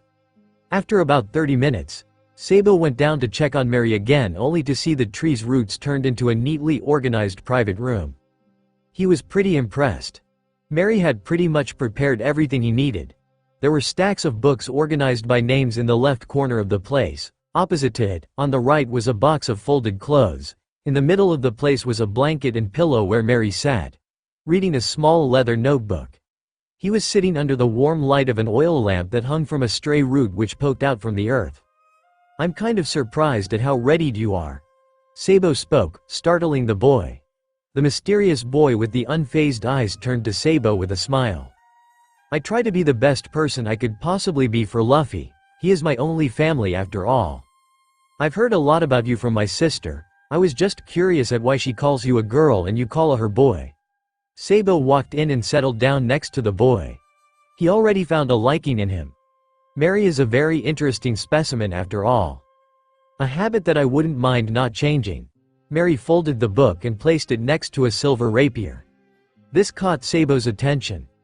The weapon was sheathed and connected to a belt that seemed too big for the boy. Its handle was decorated with glittering ruby-colored gems that seemed to glow. "A beautiful weapon. Why didn't you use it against us?" the blonde teenager inquired. He imagined that the boy would have been rather suspicious of him and Ace when they first met, taking account to his perceptive and cautious personality. There was also the fact that Ace tried to fight him off immediately after he arrived. "People who Luffy trust, I can trust too. I've learned it over the years." Mary smiled at Sabo and the blondie could feel a truth in it, unlike his usual unreadable smiles. They stayed quiet for a moment but it was neither awkward nor suffocating. "So, what is that notebook?" Sabo pointed to the leather object, a curious glint in his eyes. Mary caressed it gently, picked it up and gave it to Sabo. "A note of my journey from North Blue to here. You could call it a journal or a diary and I don't really mind if you see it. You seem like a trustable young man, decisive and intelligent." The young boy answered and Sabo could clearly hear the trust in his voice. This person was definitely someone Sabo could entrust his sister to. The fact was clear now. Though, there were still many mysteries to the boy, like how he always has the aura of regret and loneliness around him that only disappears when Luffy's around. "Thank you," Sabo said and bowed politely, his grip secured on the notebook. "You should go to sleep now. Garp is going to come and bother us the first thing tomorrow morning." He stood up, sweeping the dirt away from his tailcoat and left the room. Mary only nodded, a kind smile on his lips as he lay down and turned off the lights. Luffy and Mary aged 10xxx Ace and Sabo aged 13, Sabo. Dayton shouted from above, catching the blonde boy's attention. He stopped reading the book Mary let him borrow and glanced at her with his, "What now?" look, the uninterested gleam obviously showing from his eyes. Sabo turned to his right where the silver-haired boy, who had just appeared out of nowhere a year ago, stood, and tugged Mary's apron. The boy's hand paused from stirring the beef broth and nodded at his brother. "Can you take over for me?" Sabo shrugged, as if saying, "Sure," and stood in place of Mary, stirring the pot. "Do it properly or no, I'll make you train twice as hard, clear?" Mary turned back, his hands still untying the apron, and he said with a cold smile. Sabo nodded, sweat starting to break on his skin. After one treacherous year of training with Mary and the method he brought from the world's best royal army, Garp's training felt like heaven. Every day, they had to do continuous sit-ups, push-ups, and he were coached on sparring and the 6 techniques. Then, after a nutritious lunch made by Mary, they begin their training on hockey, and gratefully, he also trained with them along the way, doing every exercise with the three. Mary said if they want to be actual strong pirates, they should start training the basics now. He said that back when he was a trainee of the Harney Royal Army, the world's best army that was rumored to be able to beat the Whitebeard crew, he had to train through death then back. Of course, Sabo believed that. If that was not true, then how could he be able to outrun Garp? Mary ran upstairs and after a few minutes, came down with two beaten up Ace and Luffy. Ace, once again, had his hair dye into a bright shade of green while he was sleeping. Even though she was beaten, Luffy still had a mischievous grin on her lips. She had successfully pranked her brother the fourth time this week. Sabo felt pity for his little brother, Mary. It took him 1 year to get Ace to swallow his pride and agree to call him family. And now, he had to deal with Ace and Luffy every day. Sabo had finally figured out how to read Mary through the days, though Mary usually keeps a straight face. Sometimes, a little happiness or worry will appear on it. Seriously though, Mary is like a housewife. He cooks, clean, knit, sew, fish and even builds. Sometimes, Sabo just wonders if Mary is a very human-like robot that came from the future or not. Mary took over the cooking after making the two troublemakers do 50 sit-ups. He laid out the broth and called everyone to the room. It was their annual visit with the bandits and Mary had taken the precaution to bring enough bowls for everyone. Sabo wasn't even surprised at his readiness anymore.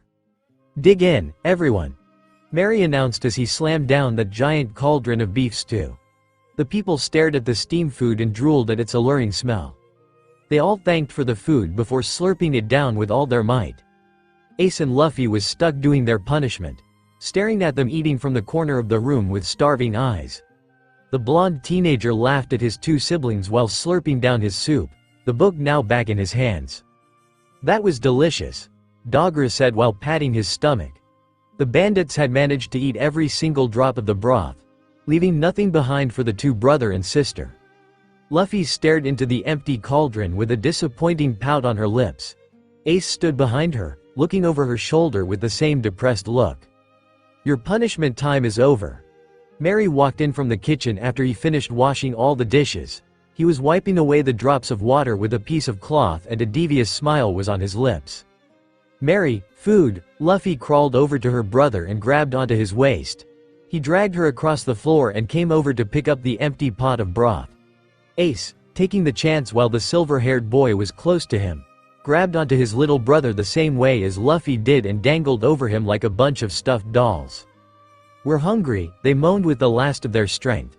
Sabo watched as Mary kicked them to the ground and announced, "The broth's all out." He could see the sadistic glint in the boy's eyes as he slammed the door to the kitchen, leaving Ace and Luffy to whine about their stomach, their faces looking like the last piece of meat in the world was eaten. "Sabo, food." The two siblings turned to the blondie, looking at him like he was a prey. Sabo paled visibly, feeling like he was a trapped beast being hunted. So this was Mary's intention, blaming it all on me? He cursed himself for not realizing this earlier and tried to evade, only for a hand to grab onto his wrist. "Where are you going?" the two said in unison, a menacing aura emitting from their body. Sabo felt cold sweat falling down his back as he tried to free his hand from the grip. It was helpless. He watched as the other's eyes glowed with hunger. If this continues, the mostly likely possibility is that he'll get devoured. "Mary, help me. I get it. I didn't stir the soup well enough, right?" Sabo called to the kitchen, turning to his last resolve of rescue. The door creaked open and the said boy came out with 2 plates of curry rice. Luffy and Ace released Sabo from their grip and ran to the food. They inhaled it down like they hadn't eaten for days. Mary walked over to Sabo and said with a wicked grin, "No, you stirred it well. But remember this, Sabo-ni, people don't read when they eat, it's common courtesy." A freezing chill ran down Sabo's spine and he looked away from his brother, his hand unconsciously scratching the back of his neck. Mary was an uptight person, especially about rules. This was basically the reason why he received the nickname, Mother Hen. But, fortunately, Mary is fine about outlaws. He even joined them a few times in their fights in the city. "Okay, that's a wrap for today," Mary announced after clapping his hands together. They had finished the afternoon practice with hockey and were all very tired. Sabo and Ace, who had thought the pain was over when they heard they had finished the basic of observation hockey, is now going through hell trying to awaken their armament haki. Mary would spend his time coaching Luffy about her fighting techniques and devil fruit's powers through sparring battles. The two would occasionally try to upgrade their observation haki so they could hear voices, the feelings of all objects, alive or not, and Mary had nearly gotten a breakthrough. Luffy and I will go to bath first and you guys can do it after, Mary announced as he walked off to their bathhouse. It used to be a lake in the mountain, but after the three boys fixed it up, it became their private bathroom. A wooden wall was built in the middle to separate the lake into two so that people could clean themselves in privacy and so that Luffy could bath with the boys too. Mary took off his clothes and dipped himself into the crystal clear water, using it to wash away all the sweat and tiredness. Then, grabbing the towel hanging off the wall, he scrubbed himself thoroughly. His attention was suddenly caught when he heard his sister wade through the water. Luffy peered over the wall and said with a pout, "I'm going to tell them, Mary." "Are you sure?" The boy dropped through the towel at Luffy and she caught it with her tiny hand. She nodded determinedly. Mary could only smile at her unwavering eyes. "They might not believe you, you know," the boy said as he swam through the warm water, making his way to land. Luffy, getting the sign that he was going to change, let go of her grip on the wall and landed into the water with a splash. She began to scrub herself clean of dirt, thinking of how to tell her brothers the unbelievable story all the while. Mary chuckled to himself as he pulled up his black shorts. He'll need some time alone to think about this. He wrapped on his usually white t-shirt, rolled up its sleeve and tucked it under his pants. He then picked up his violet vest and wrapped it around the shirt. Last but not least, the boy put on his beloved lavender bowler hat and walked off. He met up with Ace and Sabo back at the treehouse and told one of them to go to the bath. Ace volunteered but became rather taken aback when Mary told him Luffy was still in the bath, so Sabo had to go. Ace and Mary sat with each other awkwardly, none brave enough to break the silence. Ace was still angry at how he has to accept Mary as a sibling even though he does respect him. He had come to trust Mary over the course of the year at the countless times the silver-haired boy had rescued them from trouble in the kingdom and also with Garp. But of course, a prideful man like him would not admit that until he was forced to do so. He was also happy that Mary accepted him for who he was. Luffy had accidentally spilled the secret of Ace being Gold D. Roger's son and Mary shouted at Luffy for being careless. He didn't treat Ace differently or with discretion wanted to thank Mary but, of course, his pride has once again stopped him from doing so. "Thank you," Mary's voice to Ace, waking him from his train of thoughts. Ace stared at the boy like he had just spoken in some alien language. Mary turned to him and said, again, with an actual smile, "Thank you." "Thank me? For what?" Ace pointed to himself. Something must be wrong here. Was this a prank? If so, it was not funny. Shouldn't this boy be thanking Sabo for accepting him of Luffy for giving him a family or something? He shouldn't be thanking Ace for keeping Luffy safe when I was not there. Mary looked up at the sky like he was reminiscing some faraway memory. Ace looked around, frustrated. Then he turned to the boy next to him with an ascertained glare. "Then I'll have to thank you too." "And what for?" Mary asked with a smile, his violet eyes glimmering in the moonlight. Ace bit his underlip hesitantly. "For taking care of Luffy when I and Sabo weren't there. And also for accepting me for who I am." His voice trailed off. "I said it, I thanked someone who was not Luffy or Sabo." Seeing Ace's uncertain face, Mary let out a laugh. Luffy was right when he said Ace was Tsunere. Hearing Mary's chuckle, Ace's head shot up and he glared at him, his eyes clearly saying, "How dare you laugh at me when I am thanking you?" Mary turned away to avoid the glare but continued laughing while saying, "Luffy really did know the perfect word to describe you, Ace." "Yeah, she said you were Tsunere," Sabo said as he stepped into the scene. His usual blue t-shirt was unbuttoned, revealing his toned muscles and his tattered white tie hung around his neck. Ace grunted at the word. He swore he was going to kill Luffy when she comes back. Where was Luffy anyways? She doesn't usually stay that long in the shower. A rustle echoed from behind and the three brothers shot their head towards the source of the sound. It was Luffy, her chin-length raven locks still dripping down onto the towel draped on her shoulder. She wore a loose tank top and sleeping pants. "I want to tell you guys something.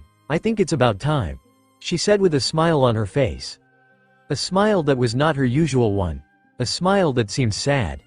The air around them tensed as they felt something big was going to happen. "Me and Mary, we've lived this life before," Luffy said, a tinge of guilt in her voice. "What do you mean?" Sabo approached his sister slowly, like she was a wild animal. Luffy walked over to Mary and sat down next to him. The boy held her hand reassuringly and spoke instead. "We were given a chance to relive our lives and we agreed." "So why did you want to redo everything?" Ace asked. His voice devoid of his usual anger and naughtiness, he was serious. "In the last life, I was a boy," Luffy said aloud, a nostalgic tinge in her voice. "I wished to be the Pirate King, went on my adventure after bidding goodbye to you too. Sabo was shot down by the Tenryubito that day 2 years ago and I made Ace promise to never die." Sabo and Ace wanted to tell her to stop since she sounded so sad, but it seemed they couldn't do so as the girl continued. "I met my crew who had sacrificed for me, has supported me in the toughest times. Like when you died, Ace." "I died?" the freckled boy interrupted. "Yeah, at a war, protecting me. You were happy though, you found your home, your family." "I was so sad," Luffy continued, trying to stop her voice from shivering as she cried. "Then I thought about my nakama and I found a reason to live again. After a few more adventures, I met Sabo. I realized he wasn't dead and I was so happy. It was the prime time of my life. I had my nakama, my family, and the One Piece was just in my reach. Then it happened. The second great war after your death. I lost all my nakama, they sacrificed so I could live on. But I lost all hope and gave up on my dream. I left the Grand Line and floated to North Blue, where I met Mary." The girl wiped away the tears and smiled at Mary. "She was my motivation. She told me that I must live on in honor of my dead friends and told me that their sacrifices should not be wasted. And she told me her story. I wanted her to come with me and I wanted to show the bright side of the world she did not see. Mary didn't agree at first, but I got her into it, and after a few things, we became brothers and sisters. You know, Mary was a girl back then, she was very pretty." "He is still quite a charmer, after all," Sabo said, nodding knowingly. "Shut up." Mary kicked the teenager and told Luffy to continue. "We turned into a small crew of 4 and went on our adventures. I nearly became a Yonko, but I refused the offer, and that was when I lost 2 more of my crewmates and decided that I will not recruit anyone else. Mary and I wreaked havoc in the New World and I became the king of pirates like I've always wished to. But something was wrong, and a day before my death a demon appeared before me. He told me he would let me relive my life if I give him my most precious memories, which were the names and faces of my nakama." She hiccuped as tears rolled her cheeks. "Come on, Lou, stop crying." Sabo leaned closer and locked her in an embrace as she silently cried. Ace followed his example and the 4 siblings stayed like that until the girl's cries were reduced to slight hiccups. And they only let go when her smile had returned. Sabo retreated, then turned to Mary. "You'll have to tell your story too, you know." Mary retreated back. "I don't want to tell that again. Ask Luffy, I already told him everything." The blonde, older brother glared at Mary and soon, Ace stared at him with a similar expression. Mary drooped. "Oh, fine. Don't go crazy. Okay. I was one of the world nobles called the De Crix family. They sold me off because I was unneeded." "The De Crix, aren't they one of the most ruthless nobles in the world?" Sabo inquired. He had read about them in his books before. It was said that they used their authorities to burn down islands that didn't know their name and abuse their fortune to make their way into being one of the most powerful royalties with the most land in their control. They also have reputation for selling and buying slaves, and the most recognizable thing about them is their unique silver hair. "Yeah, they sold me off into the Harney Royal Army when I was a newborn. They hadn't even given me a name at that time." Mary's face scrunched in disgust. "The prisoners gave me my name because while they were always depressed, I would always smile. At the age of 4, I was sent to Area 51, the place where I was taught how to fight, survive, and be who I am now. It was the training ground for children who have special combat abilities like amazing strength or agility. We were separated into groups who specialize in a specific aspect. I was put in the agility category where we were trained to exert our speed to no end. It was horrifying. We ran and ran until our muscles could no longer catch up. Ones who get dropped behind are thrown away and left to die. It was truly the survival of the strongest." He reminisced to those days when all he could remember doing was run. If you do not run at the right speed or in the required distance, you'll get stripped of your food. But compared to the other prisoners, he still had the privilege. Unlike them, he had a talent for the art of stealth, the ability to retract your aura, making you temporarily invisible. I had the upper hand compared to the other trainees though. I had a talent that makes me special compared to them. Other than the unbelievable speed I attained and my ability to accelerate in a split second, I had perfected the art of stealth. There was only one other person who was in the same situation as I was, and it was Violet. We became comrades and were always together. Each day, we'd face the same trials, evading from wild animals and machineries that forces us to run at the top of our lungs, getting tortured in order to excel our hockey abilities. We faced it all together. We planned to escape this hell-like place and go live her, too. But on the day of the evasion, Violet sacrificed herself for me, getting caught while allowing me to escape. Unfortunately, her efforts had gone to waste. After I left Area 51, I had no other place to go to other than wander around on the island. With no weapon to defend myself and no food to eat, I was no different than a dead person. Ace, Sabo and Luffy cringed at the story.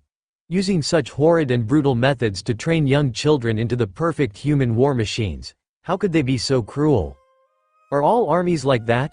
Sabo bit his lips. He wanted Mary to stop, hearing the transparent sorrow in his voice. One who could retell such a horrible past in a way, they must have been strong at will. He reached out his palm to comfort the young boy but felt like the action was unneeded since Luffy had already held the boy's hand. Mary bid down his tears and continued, his voice getting raspy. I ran into a cave for shelter where I had found a glowing silver box. Curious of what was inside, I opened it to reveal two shiny objects, a fruit of dazzling sea blue that sparkled like the most qualified jewelries. Lines of curvy waves decorated it and necklace made of pure silver in a shape of a heart. He reached into his shirt pocket and pulled the shimmering object out, showing it to the brothers. I was starving. I didn't know what the fruit was, but it was obviously edible, so I ate it. My body melted and I turned into water. The horrid salty aftertaste of the fruit was still in my mouth, and then did I realize I had ate a devil's fruit. A devil's fruit? Which one? Sabo leaned forward, his eyes full of curiosity. He had always been interested in the mysterious fruits. Mary raised his palm and turned it into a see-through, sparkling liquid. The blonde's eyes widened. The forbidden fruit, he muttered. Yes, the fruit of the sea. A cursed power, such a fruit. Mary turned his hand back into normal form. He looked up to the sky, like looking at someone in heaven. After I ate the fruit, I tried to infiltrate Area 51 in order to rescue my friend, Violet.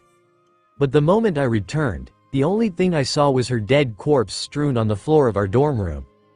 At the sight, my emotions went wild. The waters in my control boiled at my wrath, cooking and boiling the insides of the residents of Area 51 to death. His eyes gleamed with unattainable sorrow as he remembered the silent answers of the people around him, the empty voice that echoed through the hallways that only he could hear. It was a disaster. Though the same events did not happen in this life, the cursed powers of this fruit still massacred Area 51. Sabo thought for a moment.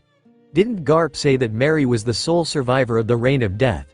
A mystical supernatural event that kills all the people of an island without leaving a trace of any injuries and only leaves one survivor? Then, Sabo's eyes widened in realization. Wouldn't Mary be the cause of the Reign of Death? Don't worry, I've learned to control the Reign of Death now. Mary said reassuringly as if he had read Sabo's thoughts. In the last life, I mourned on my friend's death, kept her hat safe, he pointed to the bowler hat, and trapped myself in the fortress of Area 51 for a decade before I met Luffy, who took me away from my sorrow. This weapon, he indicated to the rapier, was made especially for my stealth ability. I stole it from the manager's office before I left with Luffy. From the day that we left, I promised that I would accompany him through his journey to become the Pirate King, even if it is the second time around. Luffy smiled at the story. It was how he and his sister had met in their past life and he loved it. But, now that Mary is a boy and she is a girl, wouldn't Mary be her brother? No, it feels weird calling Mary that. She'll just stick with calling Mary a girl. Ace felt a sudden sympathy towards Mary, though he was sure that he'll never admit it. How he felt connected to the boy, how he thinks he understands his guilt and the relief he felt when Luffy saved him from the darkness. Ace turned to Sabo, curious of what his reaction to the story was. Sabo smiled, a kind, nostalgic smile. And from that smile, Ace knew that his brother was feeling the same way. From that day on, they had finally accepted each other as brothers. Mary and Luffy age 12 XXX Ace and Sabo age 15. The night was dark and the cold breeze blew through the cramped hallways of the hut. The bandits were slumbering, spread across the wooden floor like a bunch of dead corpses. After all, they were exhausted. Today was the annual visit day of the four monster siblings, and really, no one could say they looked forward to it. The children had raided the fridge clean of any trace of food and wreaked havoc across the house like some crazy circus show. The night was the only time the bandits could rest. Of course, none of them was aware of the quiet footsteps creaking on the floor when they thought of this statement. Ace crept quietly, trying to be as unnoticed as possible, blending in with his surroundings and hiding his presence. He walked through the human-filled hallway and entered the door at the end of the path with a tiny creak. On the floor, his two brothers, Mary and Sabo, were snoring away their tiredness. Ace jumped over Sabo skillfully before landing in front of his little brother with a light thud.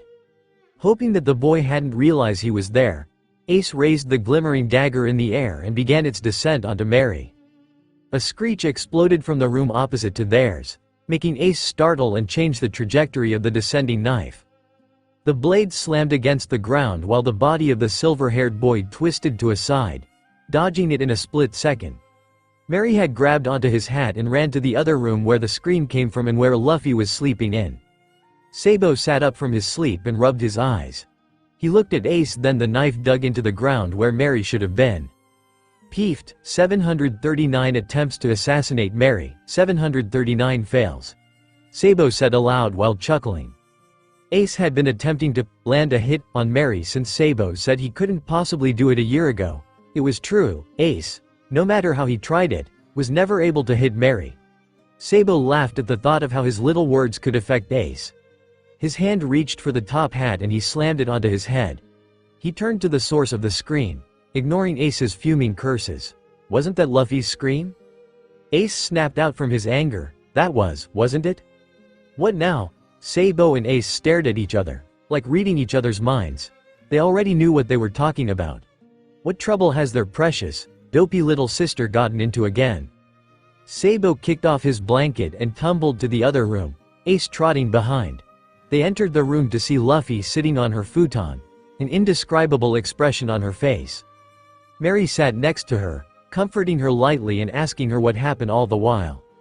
I'm bleeding, Luffy stated blankly. She looked as if she was going to die. It was true, she had been rather weird today, not being as excited and not eating as much as she usually does. Hearing the answer, Ace turned 3 shades paler and he rushed forward, pushing Mary and Sabo aside. He looked thoroughly through her body, checking for any injuries while asking, "Did someone attack you? Are you hurt? Where are you bleeding?" he inquired frantically. Luffy shook her head quietly as he held onto her shoulder. She took out her index finger and pointed to the space underneath her legs. Both Mary and Sabo paled their colors away as they stared at the puddle of velvet liquid. Ace only looked at the place she pointed to questioningly, asking how could someone bleed there. Mary snapped out of his trance first and elbowed Sabo while ordering, "Get Dayton." The blonde nodded before scurrying off. It seems our little Luffy had gone off age. Omake Ace's Q and a Ace.